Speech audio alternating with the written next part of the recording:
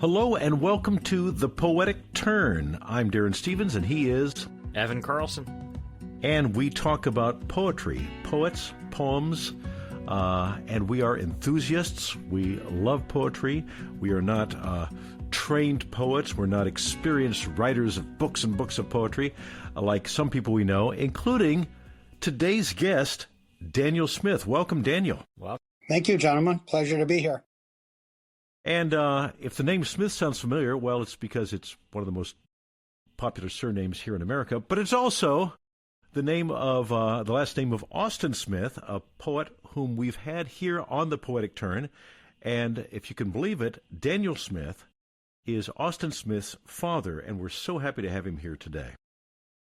Thank you, gentlemen.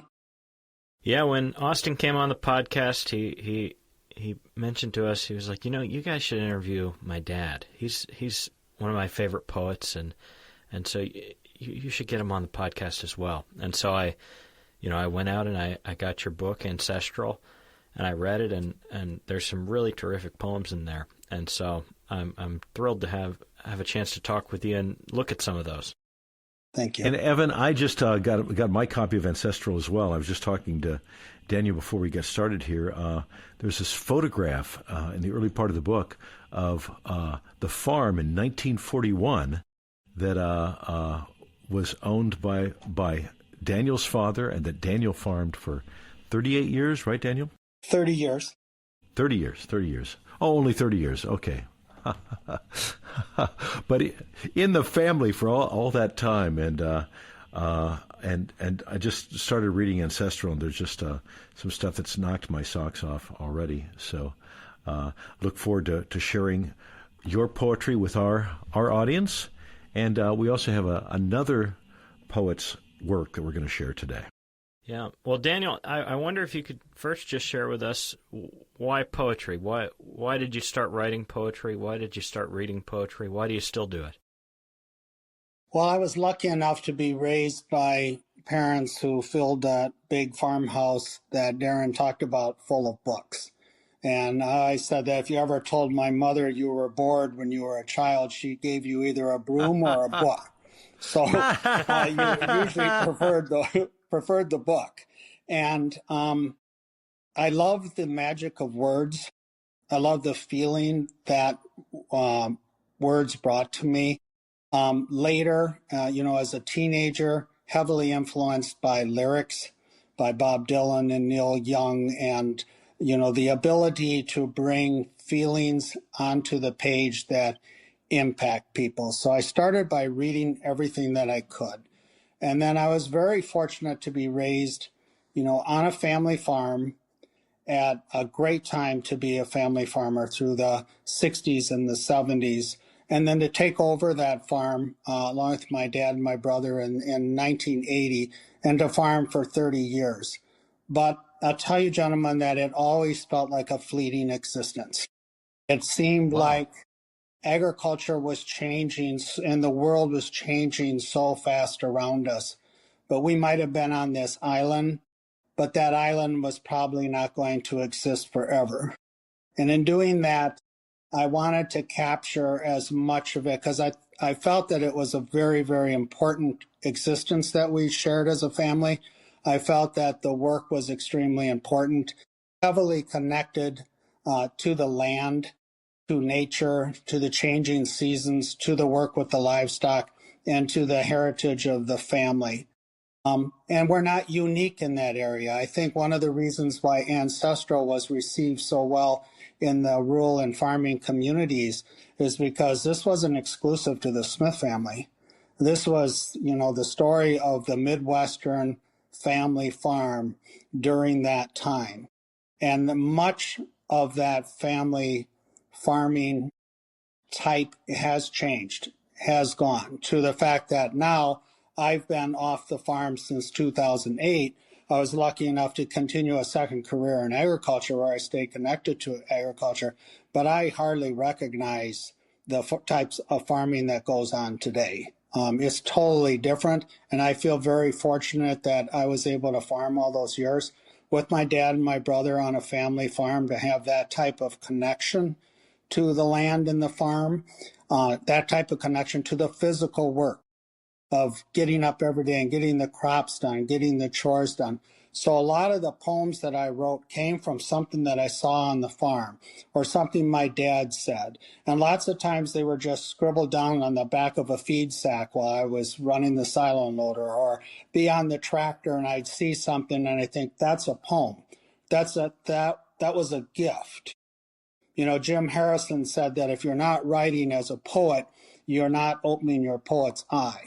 And I tried to do the work and have my poet eye open.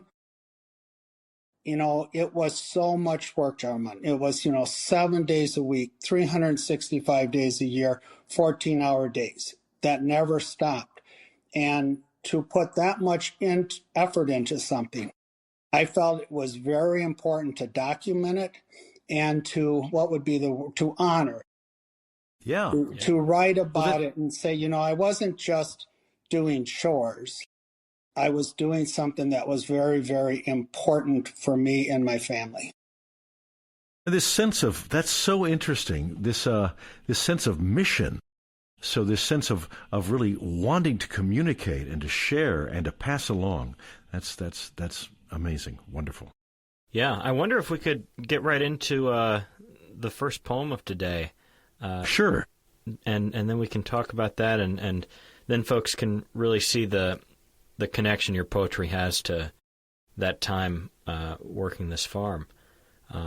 Very good idea, Evan. And this is one of my favorites from the book. It's called What Gary Snyder Said to Me That Day in the Doorway of the Milking. Would you like some background on that poem so I can explain that title a little bit? Could we Sure. read it first and then get to it? Yes. Do you want Daniel, me? Okay. Yeah, Daniel, if you could read it and read the title, and then you could say by Daniel Smith, and then go into the poem. So the title and your name, and then.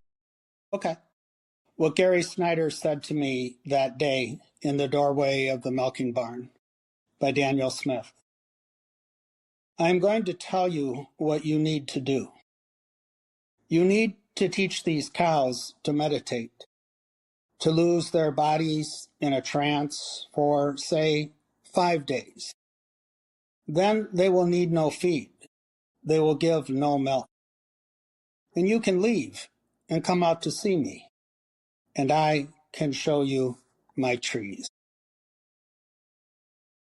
I was very fortunate in the late 1990s to host Gary Snyder on our farm for 3 days when he came to the small community college in Freeport, Illinois, to give a talk and a reading. And Gary Snyder was the most important influence in my literary life and in the way that I see the world. I first read his poetry when I was a freshman in college, and motivation for me writing was I simply wanted to someday write at least one poem that made me feel the way that I could make other people feel the way Gary Snyder made me feel. For those who don't know, Gary Snyder began his career in the 1950s. He was part of the Beat generation and a prominent poet in America. And so for Daniel to have that experience of connecting with Gary Snyder, and so many of Daniel Smith's poems have this amazing connection to the land. I'm really glad that we got Daniel Smith's discussion of how he got into poetry. It's just a part of your bones and your life. Yeah, well, and the idea that if you don't write something down, nobody's going to remember this, and all this work that got put into this that really kept America and the world alive, And while we're talking, Evan, I'm reading, I'd never read before, Willa Cather's book, My Antonia. Right. No, I'd never read that before. Have you read that? No. It's terrific, and it's about farmers farming and the very hard life, Nebraska, Kansas, many years ago, and it's a day in, day out relating of life in a farming community a long time ago. Hard work, of course, needing to break up the soil with an old-fashioned plow. There's Dan again. Hey, Dan. So tell us again how you connected with a rather famous poet, as we just described while you're away, Gary Snyder. So I was very fortunate when Gary was brought to a community college near the farm in the 1990s to give a talk and a reading. And Gary Snyder was, the biggest influence on my writing and the way I saw the world. I had read everything that he wrote. My motivation to be a poet was the hope that someday somebody would read something I wrote and felt the way that I felt when I read Gary Snyder. So as you can imagine, gentlemen, when you have somebody in that high esteem, when you suddenly host them for 3 days and you've never met them before, you're a little nervous. But of course, Gary being Gary was the same wonderful, humble, interested, kind man in person that I knew him to be through his writing. So we spent, a good part of 3 days together on the farm, and Gary grew up on a small dairy farm in the state of Washington, and he was so interested in how we did things and the way the cows looked and how agriculture had changed. And so the morning that he left to return to California, we were saying our goodbyes in the doorway of the milking barn, and Gary said those words to me. And I knew when he was saying them that I was supposed to be smart enough to catch them. And I put those in that poem. Years later, that poem was published in a small literary journal called Acorn Whistle. Somebody who knew Gary saw it and sent it to him. And pretty soon, here comes the little postcard from California that just says, "I'm glad you caught it." And he said, "I remember exactly what I said." Because he would talk about his land in Northern California and the trees, and I would talk about our crops and the cows. So when he said, and he knew that I never went anywhere, that we just worked. So he said, what you got to do is teach these cows to take care of themselves for 5 days. Come out and see me, and I can show you my trees.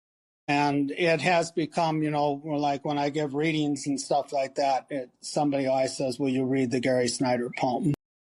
Wonderful, wonderful. Well, it sort of exemplifies something that I really love about your writing, which you've kind of touched on, which is that it does feel like you're noticing things that are there, and you're writing them down. It's simple in a wonderful way. It feels like, how have I not seen this before myself? Mm-hmm. If that makes sense. And that's what this poem does. Is, if you hadn't written this down, it wouldn't exist for anybody else. But it's such a beautiful moment. Well, thank you. I think that is kind of like a found poem, a gift of a poem, and it made a connection. Gary, I think, just turned 94.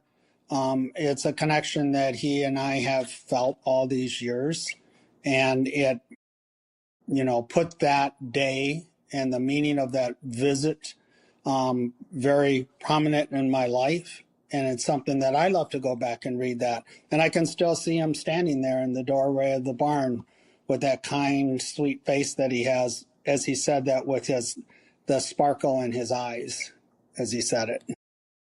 Well, and there's such a beautiful turn in it where you realize that all of this is to the end of connection and being together and togetherness. Mm-hmm. And that's what's really powerful about it. And it's so simple. And I mean, the name could be anybody, and it would still work. But it's such a beautiful thing that it's also this hero of yours. I think that I struggled for a long time about what to title it, and then the title became so obvious that there could really only be one title for it. Oh, what a great experience. And now it'll live forever. I mean, it just, Shakespeare talked about that in a sonnet. I've written this poem, and now because of this sonnet, you will live forever as well. And these words, that experience, that connection, everything you're wanting to say about the farm and your connection with that man will live forever. Fantastic. Well, could we go on to another favorite of mine from your book, which is Texas, 1974? Of course. I'll read it. Texas, 1974 by Daniel Smith. Halfway through the first good week of harvest, North Texas dry land wheat, the combine snapped a shaft. With a kick and a cuss, the boss left for parts 80 miles round trip. Old Texan Harry Martin, wheat rancher, cattleman, oil driller, offered a hand, so he and I started in, tearing the big gleaner down, backing off belts, loosening chains, pulling bearings. The tools hot in our hands, on our backs in the cheat grass, shirt-soaked fire ants at our ankles, grasshoppers leaping in the heat. Till an hour later, we took a break, and there, in the shade of the heavy traction wheels, he wanted to know, what's a college boy like you doing cutting wheat? I told him I'd never been this far west and wanted to see the country. Harry Martin, his body brown and bent as old mesquite, stared with eyes calm as summer fallow over miles of endless wheat, spit between his boots and said, you know, kid, I really don't think you would have missed a goddamn thing. That poem Wonderful. came from the summer of 1974, of course, when I took a job on the wheat harvest out west and joined a cutting crew that ran 3 combines and grain trucks and started in mid-May just outside of Wichita Falls, Texas. And then as the wheat ripens to the north, we just kept moving. So we cut wheat every hour the sun shined for that entire summer till we ended up in North Dakota in late August. And we would move from job to job. On the way up, haul the combines to the next farm, do their wheat, move to the next one, just migrate north all the time. Well, that was my first week. And I was 19, and I had never been out west before. And I thought this is going to be a great experience, all the things I can write about and everything. First of all, the combine breaks. The boss is in a bad mood. He leaves. It is so hot. There's nothing but oil wells and wheat. And we worked on the combine. And that's when he knew I was on summer vacation from the University of Wisconsin. And he asked, well, what's a college boy like you doing cutting wheat? And I told him I came out there to see the country. And he said, and that's what he told me. You wouldn't have missed a goddamn thing. And by the end of that summer, I think I understood more what he was trying to tell me the first week, because it was it was a lot of wheat and we didn't see much else, for that entire summer.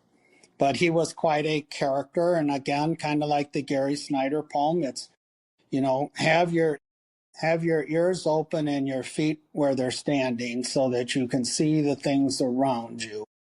Tell us again the story of why this college kid. So were you going to school for agriculture? What was the school for?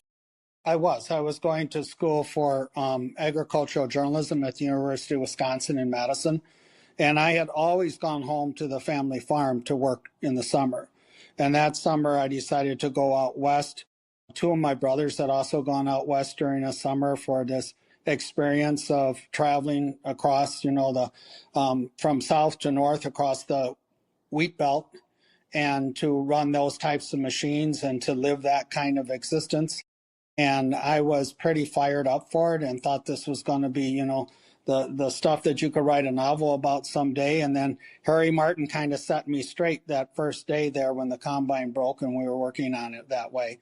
And I realized, again, that sometimes you see something, you hear something, that it is important enough to capture it into words. That's the power of words gives these experience.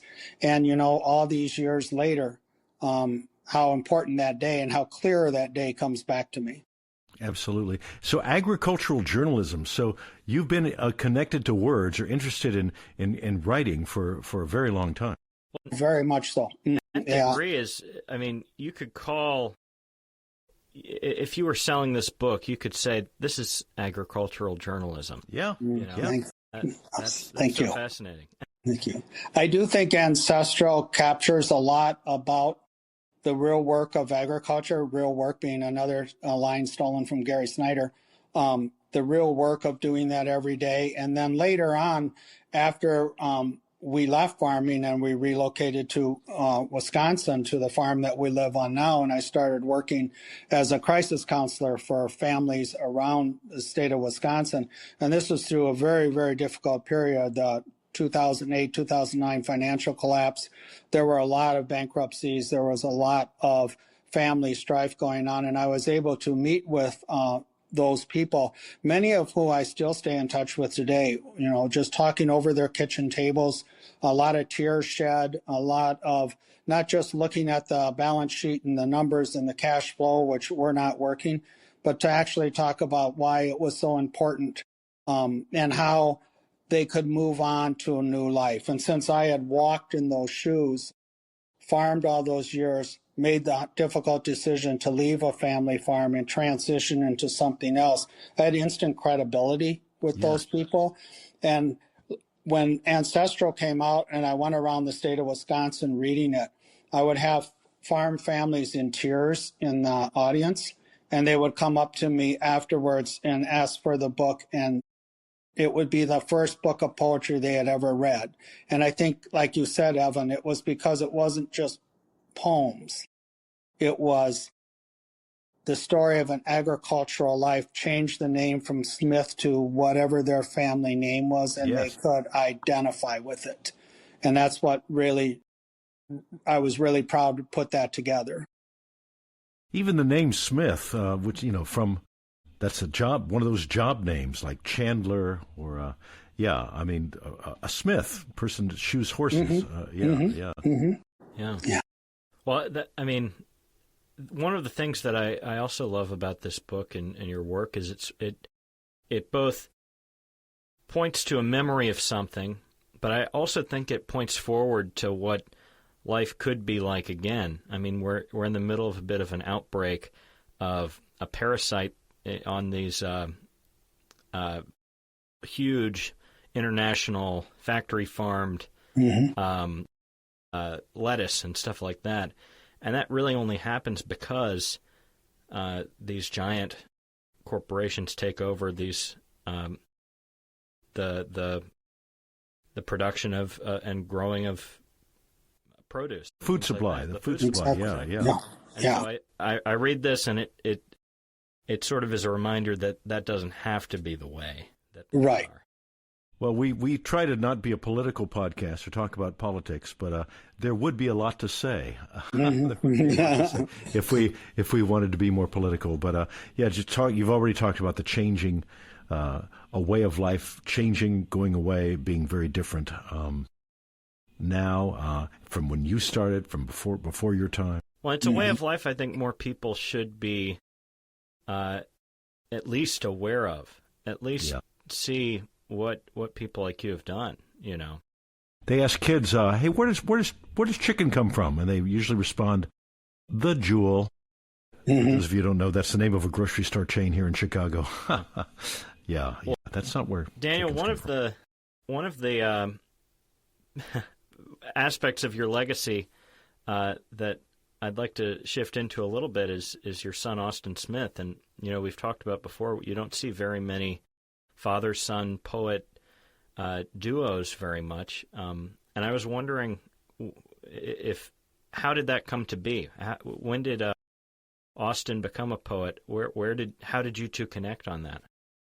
Austin became a poet at a very young age. Austin was writing exceptional poems in the third grade, and he went everywhere with me. So when like the reading series that Gary Snyder came to Freeport, Lucian Strike and Michael Mott and Robert Heller and Kelly Cherry, all these poets came to read in that series over several years when Austin was just in grade school. And he would go and sit in the front row. And he would get to meet Margaret Gibson, who would sit down afterwards after reading her poems and said, well, young man, show me your poems. And then she would make little notes for him. Oh, for Here's a line break here. So he, at a very early age, and then, of course, whenever I read and at readings in Freeport or here in Wisconsin, Austin would be there.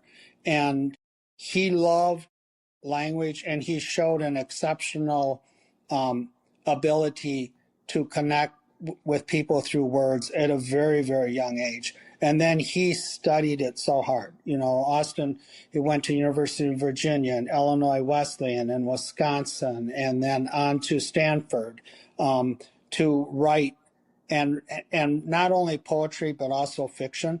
And he's a great studier of poetry. He's read so many books from the best writers in the world and really studied them. So I think Austin, as much as I worked at farming and then I wrote on the side, Austin worked at the craft of writing. And that's why he became such a great writer. And it's also why he is such an excellent teacher, because he really connects with his students. And he's very humble, and he's very direct with his students, and he gets them to just really respond to his own poetry and then the poetry that he brings to the table for other people. Austin Smith is my favorite poet of all time, which is why it was so good to interview him. But when he introduced me to your work, it was sort of like, of course, this is the kind of poetry that his father writes, because I can see the influence so deeply in his own writing. Absolutely. And so that's why I thought it would be really interesting to hear you read one of your favorite poems of his, and maybe we can talk about that as well. And so you brought to us and suggested a great poem from Almanac, Instructions for How to Put an Old Horse Down. One of my very favorite poems. So, Instructions for How to Put an Old Horse Down by Austin Smith. This is what you need to do. Wait for a morning that takes forever to happen.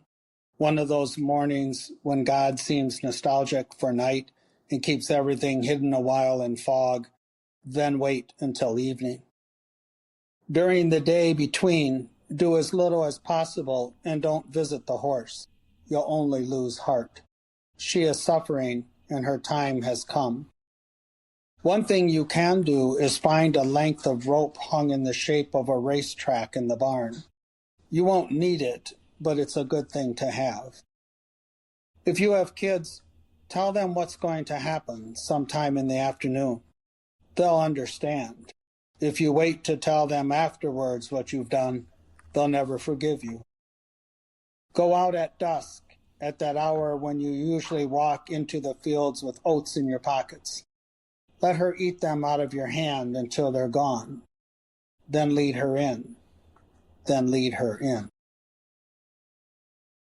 And you're a good reader too, Daniel. Love hearing these things in your voice and the way you deal with the line breaks and the rhythms of the things. And thank you for that as well.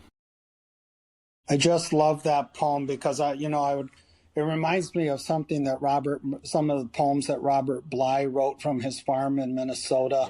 Yeah. It's just an amazing piece of writing, and it's an instructional poem where it tells you how to do something, but the language and the imagery. The line, one thing you can do is find a length of rope hung in the shape of a racetrack in the barn. That's you like that line in particular? I love that line, and I love about bringing the children in. The children in, and how it connection to kids. What does that? How does that speak to you?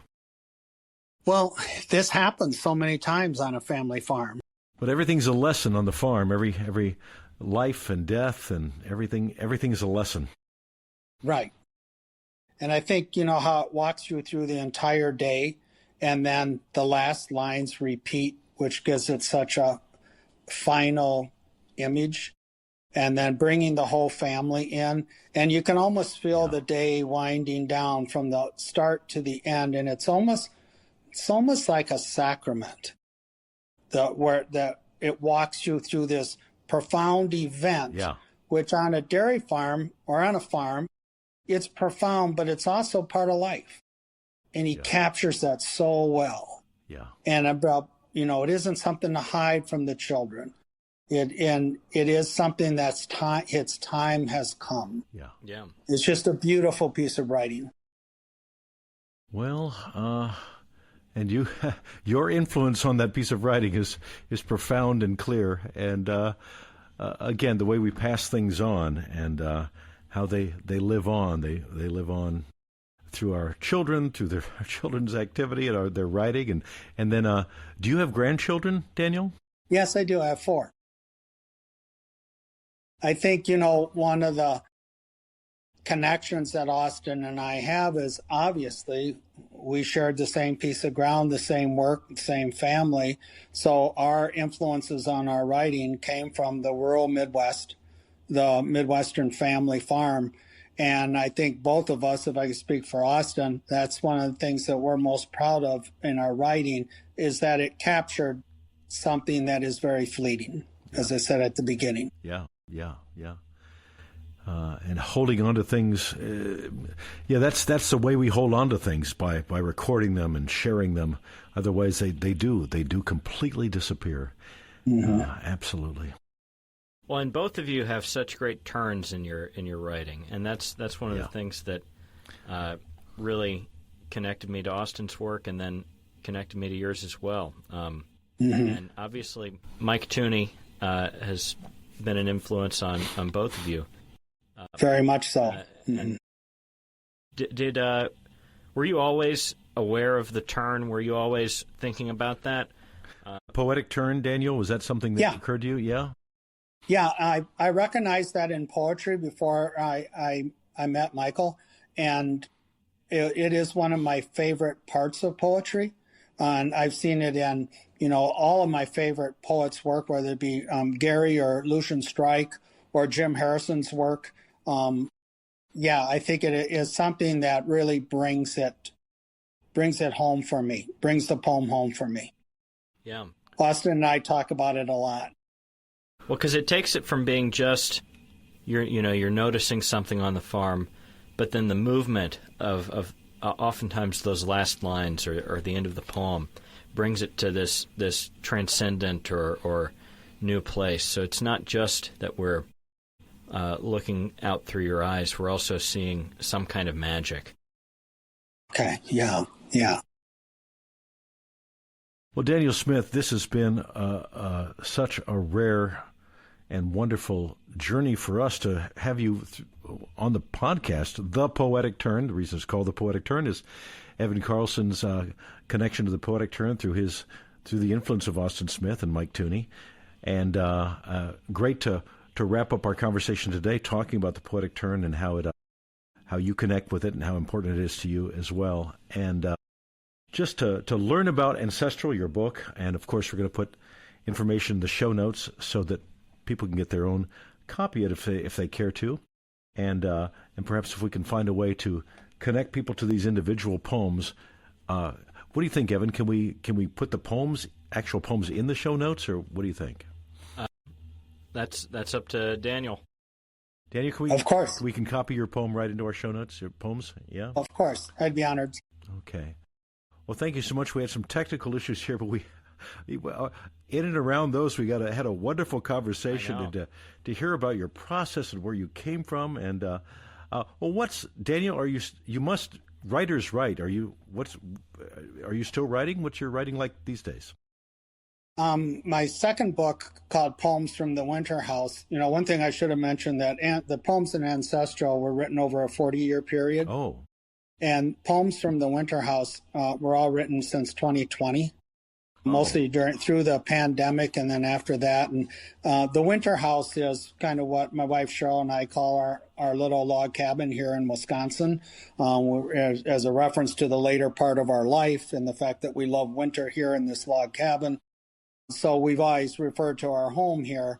that we've made since 2008 is our winter house. So the poems and poems from the winter house were all written since we moved here.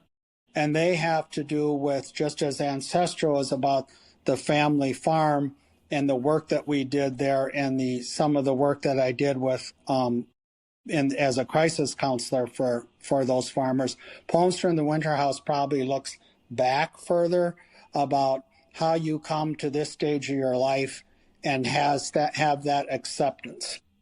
That and the farm had so much value and so much emotion, and now we've created this new life here, and we're trying to build the same thing for that here.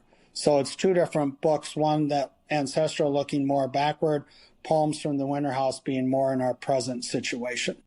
Yeah. And then I do continue to write, yes. And so is the Winter House, is that book, is that out?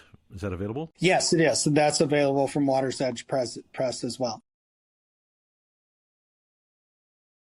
Daniel, can't thank you enough for being with us and pushing past our technical difficulties. The trials of the 21st century. This is our, it just doesn't even compare to the kind of hard work you're used to. And I'm just telling Evan in one of our breaks, I'm reading Willa Cather's book, My Antonia, and the kind of difficult life on the farm back then, breaking up sod with horses and a plow blade. And my Lord. Yeah. But thank you so much for joining us today on The Poetic Turn. Thank you so much, John. It's been my pleasure. And for those of you listening, my name is Darren Stevens. I'm with Evan Carlson for Evan. We thank you for joining us today. Evan, anything else to say before we wrap up with Daniel? Just thank you so much for being here. I mean, I think everybody will benefit from reading your poems and hearing you read them. I think you're such a great reader that I really think that it brings out some beautiful stuff in this poetry. Thank you, and thanks for bearing with me through our technical difficulties. It's really a pleasure to meet you both and to chat about poetry with you. Very good. Thanks, everybody, for listening to The Poetic Turn. Like, subscribe, all that stuff, and we'll see you next time. Goodbye for now.